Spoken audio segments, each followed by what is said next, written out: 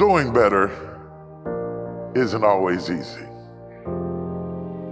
While it is impossible to do better if you don't know better, often we still know better than we do. But the problem is you just can't bring yourself to change course because of all the people that it would hurt for you to change.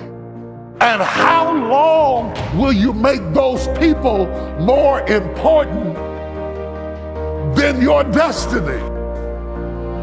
Well, the most important thing is self-esteem. The people that we read about, the people that we admire, the Elon Musks, the Steve Jobs, the Warren Buffetts, etc., all have one thing in common. They have extremely high self-esteem.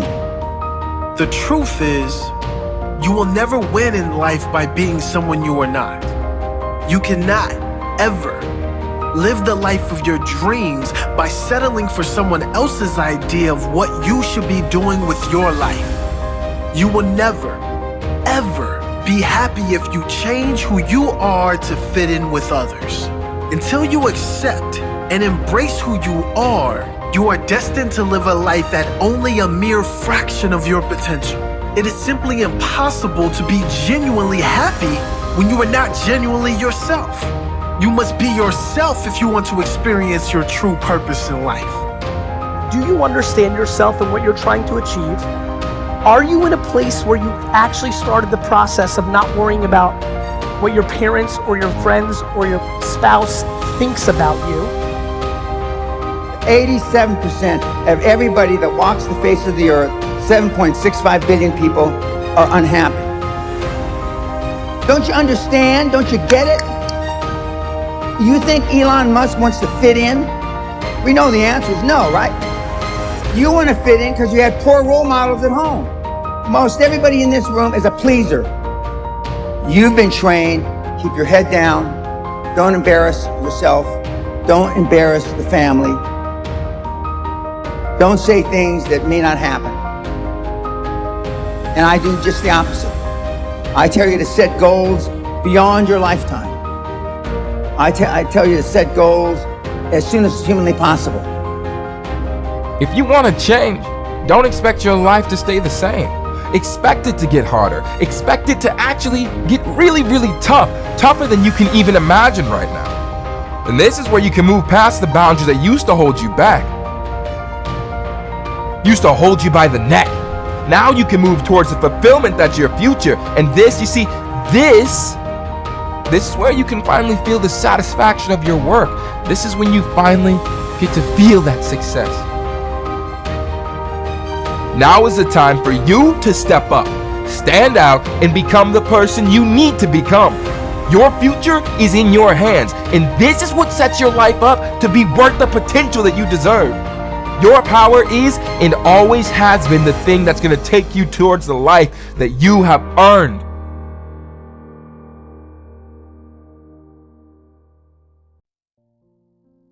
Rule 1 is stand up straight with your shoulders back, and it's about a general attitude towards life. So hierarchies are very stable features of life in general, and certainly of human life.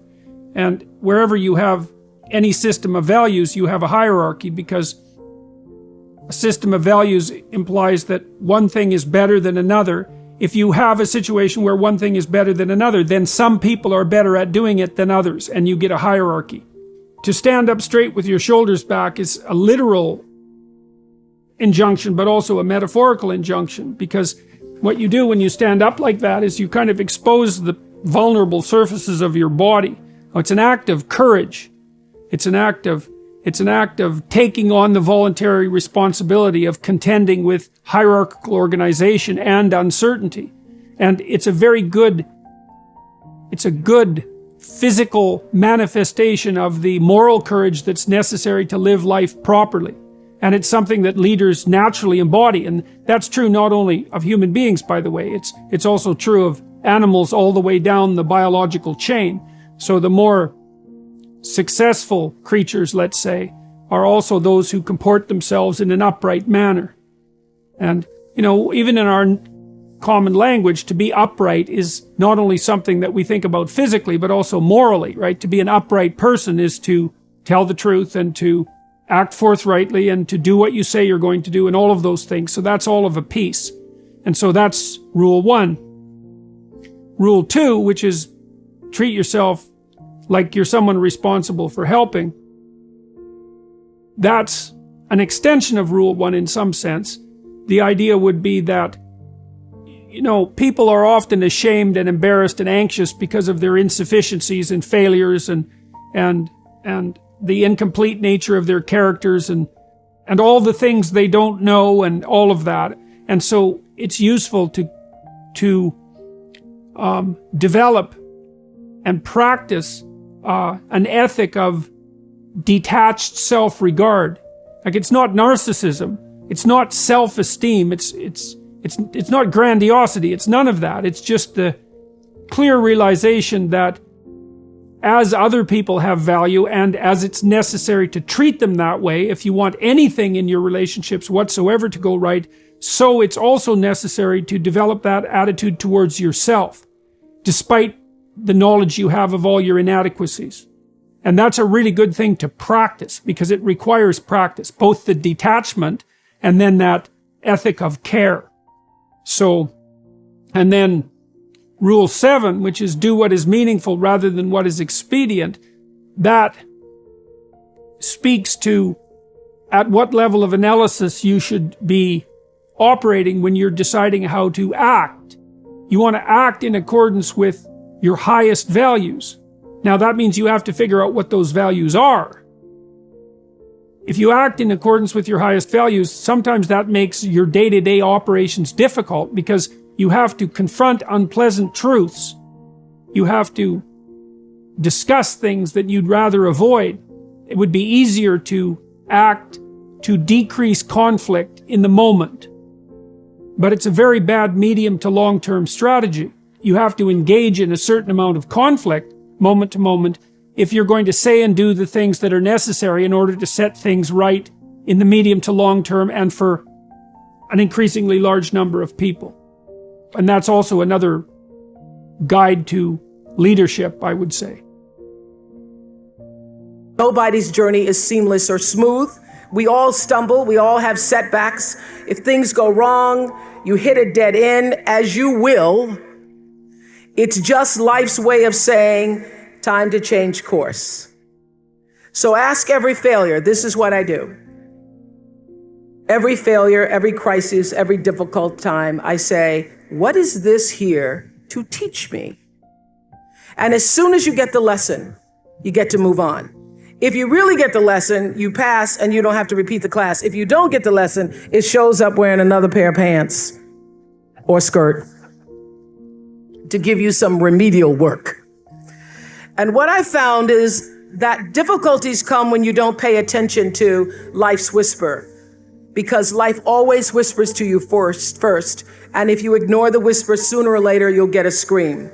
Whatever you resist persists, but if you ask the right question, not why is this happening, but what is this here to teach me? What is this here to teach me?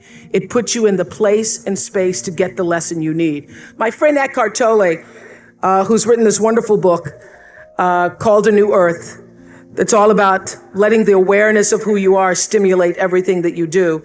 He puts it like this. He says, don't react against a bad situation, merge with that situation instead, and the solution will arise from the challenge. Because surrendering yourself doesn't mean giving up, it means acting with responsibility. Okay, many of you know that, as President Hennessy said, I started this school in Africa. And I founded the school where I'm trying to give South African girls a shot at a future like yours, Stanford. And I spent 5 years making sure that school would be as beautiful as the students. I wanted every girl to feel her worth reflected in her surroundings. So I checked every blueprint, I picked every pillow, I was looking at the grout in between the bricks, I knew every thread count of the sheets, I chose every girl from the villages, from 9 provinces, and yet last fall, I was faced with a crisis I'd never anticipated. I was told that one of the dorm matrons was suspected of sexual abuse. Well, that was, as you can imagine, devastating news. First, I cried. Actually, I sobbed for about a half an hour. And then I said, let's get to it. That's all you get, is a half an hour. You need to focus on the now, what you need to do now. So I contacted a child trauma specialist. I put together a team of investigators. I made sure the girls had counseling and support. And Gail and I got on a plane and flew to South Africa. And the whole time I kept asking that question, what is this here to teach me? And as difficult as that experience has been, I got a lot of lessons. I understand now the mistakes I made because I had been paying attention to all of the wrong things. I built that school from the outside in, when what really mattered was the inside out. So it's a lesson that applies to all of our lives as a whole. What matters most is what's inside. What matters most is the sense of integrity, of quality, and beauty. I got that lesson. And what I know is that the girls came away with something too. They've emerged from this more resilient and knowing that their voices have power.